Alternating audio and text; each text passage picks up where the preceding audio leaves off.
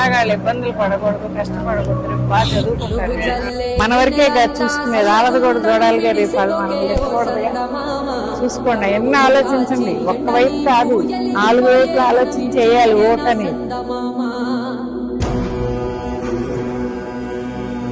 ఇచ్చే వదిలేస్తున్నావా మన పిల్లల్ని? సందయేలా కుంగుతుంటే గెలిసినావని సంబరపడకే ఓ సందమామ.